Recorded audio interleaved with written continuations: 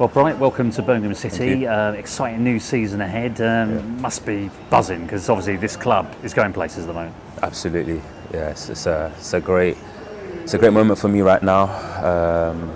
The ambitions, the belief as well. You can see it in all the players. All we talk about is we're going to be in the Premier League this time next year. So I can't wait. Everyone's ready to go. Because usually when a team gets promoted, and I know Birmingham are a massive club for League One, but when a team gets promoted, the ambition is usually to stay up. But that's not the case here. There's no sort of standing still, is there? Exactly, and I think you can see with the new players that have come in as well. Players with a lot of experience, with quality, and I feel like now it's about how we can all bring that all together as a team and now start showcasing our ability. Now, of course, you've just come from Turkey, Fenerbahce.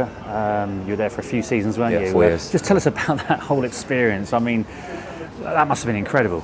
Yeah, I mean, for me, it was one of the best times in my career, my life, really. I met so many good people. The fans were like a father figure to me, really. I learned so much from the players, the managers that I've had, and overall, I think the only regret is not becoming the champions, and I feel like that was literally the only thing I missed out on, and I think this year they definitely will become champions. Of course, you played for José Mourinho. Love him or hate him over here, isn't it? He's a Marmite sort of figure. But I suppose you saw both sides of him, didn't you? You saw the fun side of him and the serious side. Just share some of your funniest and more serious anecdotes of José. I mean, like, I think maybe like even the first day when I met him. Like literally before I even said hi, he came to me and said, "Look, I think you're a good player, but you need to run more."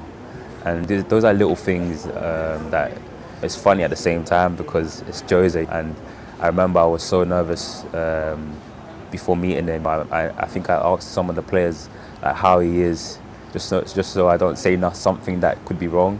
But when you actually speak to him, he's literally like your brother. Like he makes you feel cool, calm, and asks a lot of questions about family, like where you're from.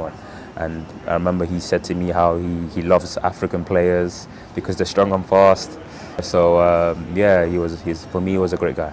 Yeah, and of course he is funny, isn't he? He has got a good sense of humour. Have you got any sort of anecdote of something where he's made you guys laugh, or just that jovial side of him? Quite a few, to be fair. I mean, maybe even things that he's not supposed to do, but like there was one game we lost to Galatasaray, and the manager was trying to say something to the ref, but said something on his breath to Mourinho, and Mourinho literally turned around and pinched his nose, and that's Mourinho.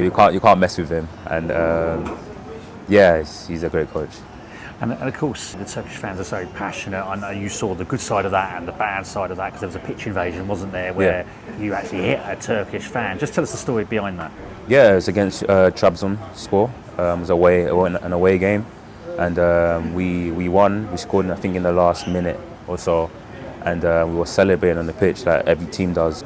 But they came onto the pitch, and there was just a scuffle. For me, it was like 1 minute of not knowing what's going on. I can't really remember exactly what happened. I just know that I got back and I just thought like this is crazy.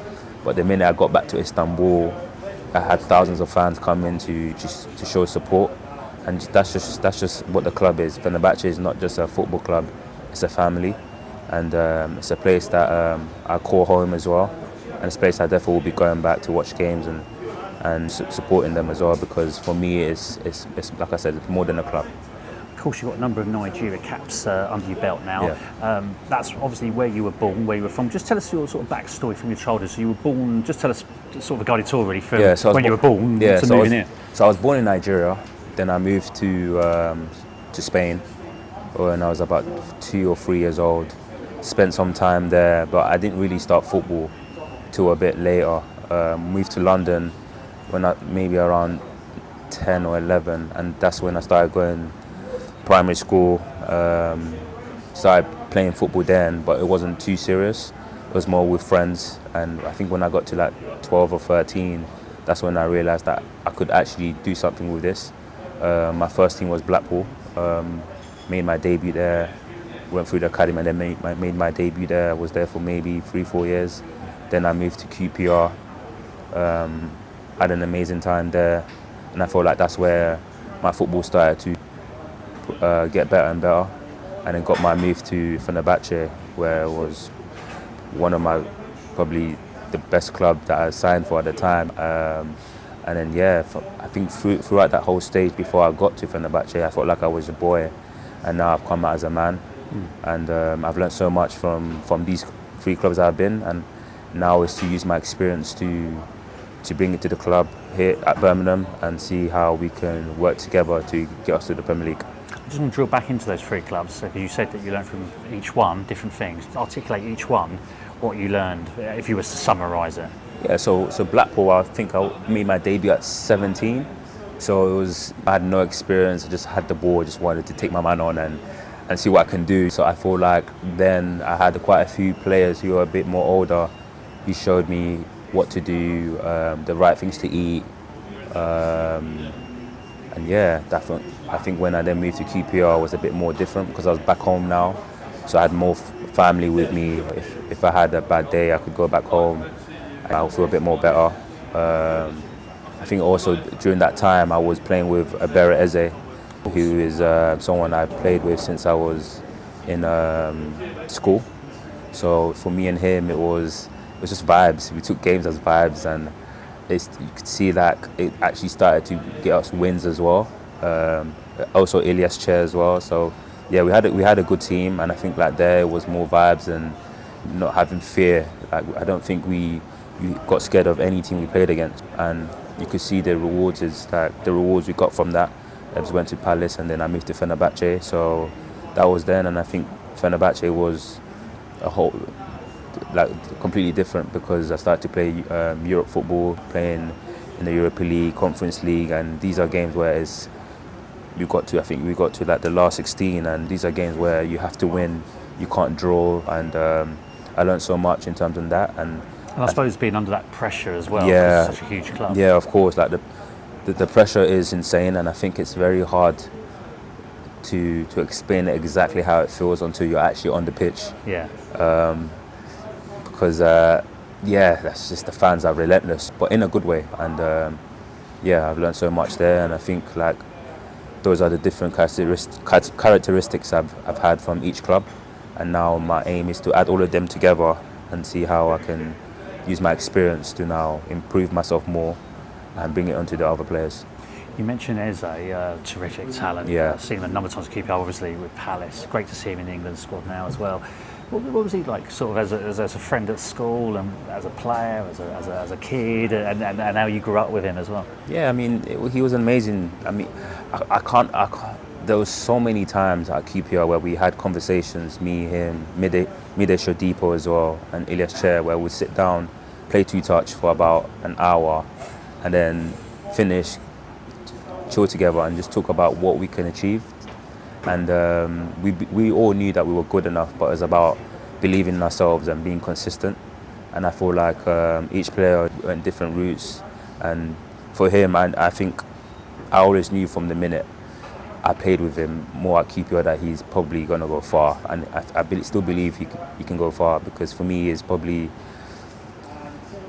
top 3 players that I've ever played with, that are probably top 3 best players that I've ever played with, because he's literally talented, and it's different because you can see it in games, but when you see it consistently in training, what he's done to a lot of players is frightening. So yeah, I've got to ask you. You just said top 3. Who are the other 2? You put I don't know. I don't know. I know because, you're saying in the top because 3. Yeah. I have played with a lot of good players in my career. I suppose what I want to ask is, how far do you think he can go? I mean, are we talking here a potential Premier League title winner, regular European footballer? 100%. And I mean, you can see now, like he's getting better and better. I feel like it's difficult because of the age. We're getting older now, and teams look for younger players. But with him, I think he's so fit. And I feel like if he just needs the opportunity. the minute he gets the opportunity, I believe that he will surprise a lot of people, a lot of other people. And for me, I think he could be a match winner in terms of winning games for one of the top clubs in the Premier League. I've been watching the preview copies of the Amazon Prime documentary. I don't know if you've managed to see it yet. Yeah, I've watched it. Isn't it brilliant? Have you seen all 5? No, I've just seen a couple. Yeah, I've seen a couple. I started binge watching it, so I've watched the whole lot, and I have to say, very impressed. What did you take from that? I mean, that really did sort of show you the journey they've been on. For me, it's an inspiration. It shows the lows and the highs, and how can I say this? It shows like how much, if we go to the Premier League, then you can see how happy everyone outside the club would be, not just the owner, the players and stuff, or like even the people like working in the backgrounds. It makes everyone happy. It makes the whole community happy, and these are things that us as players want to do, make our families proud and the club proud, but like also people who are working behind the scenes. And I see how this is a club that has a lot of big ambitions to get to the Premier League, and it seems that everyone believes in it, which is key. And now it's us as players to now do our part. And obviously the involvement with Tom Brady and obviously Tom Wagner as well. But I mean, to have such a sporting legend there. Have you actually met him yet, or has he not been over yet? I've met Tom Wagner. Had FaceTime calls with Tom Brady. I remember the first call I had with him and Wagner, was them two together. The minute the call was done, I actually called my friends and said I was on the phone to Tom Brady, and they didn't believe me. So I started getting annoyed because I was thinking I should have screenshotted it so I could show them, but then I was scared that if I screenshotted it, then he might see it. So he's I think everyone knows what he's achieved, and his story is phenomenal. And was that just to welcome you to the club, or was it? Yeah, it was to welcome me to the club and show me their ambitions, and just to make me understand why they feel like I'll actually be here and what they want to achieve as a club next season. So these are things that made me have to come. What sort of insight did you get from him? Just that brief conversation. I mean, because he's got so much to offer, hasn't he, in terms of psychology of sport. He's been a winner. I know they're different sports, but there's a lot of crossovers, aren't there? Yeah, I think he was just straight to the point. He started off saying, look, if you want to come to a club that wants to go to the Premier League, this is the club. It's that you can do all your research. You can see that we've gone down, but you can see the players that we want to bring in. You can see like this is a club that's broken records already. I think also the coach was another key element to why I came. I asked quite a few players in the national team who's played with him, Wilfred Ndidi and Iheanacho and Kelechi Iheanacho, and they said like he's wonderful. And my time here already, I think 2-3 weeks, I feel like he's probably had one of the best sessions I've seen as a coach. His sessions are amazing. Can you give us a little insight into the session that you think is amazing? It's everything's in detail. Like the pass has to be in the right foot, like the weight of pass, your body language, how you receive the ball. Like there might be basics, but he's a coach that keeps referring those basics and makes you realize that you have to do it every single session, every single time you do have the ball, what you deal with it. And I feel like I pick up on these things a lot, and I can see already within 2-3 weeks, I can see like I'm thinking a lot more in terms of when I do have the ball, what I need, my next step, just little things like that. And you might think it's basic, but it's something that your brain starts to pick up on it, and the more it does, the more you improve as a player. Yeah, and actually, I mean, as a young footballer, you must be pleased that young progressive managers like that are being given chances now all the time. We're seeing it all the time, aren't we now? Birmingham have gone for that, because back in the day, it was always no disrespect, because these were good managers as well, but it was always the same names, wasn't it? It was almost like a merry-go-round. But now we're seeing these young progressive coaches with modern ways actually in the game, and they can relate obviously to players like yourself. Of course, and I think with our gaffer now is he was an assistant coach before, so he's the one that's actually doing the sessions, and for him, and now he's our gaffer. So the sessions, of course, will always be good. They're hard, I won't lie. They are difficult. Like yesterday's one was really difficult, but you reap the rewards towards the end. And I believe the club believes, the players believe that the more we keep working hard, struggle through the hard times, then we'll get what we want. And just finally, a message to the Birmingham fans and what you're hoping to achieve this season. I mean, promotion obviously is what you were saying, but in terms of you growing as a player.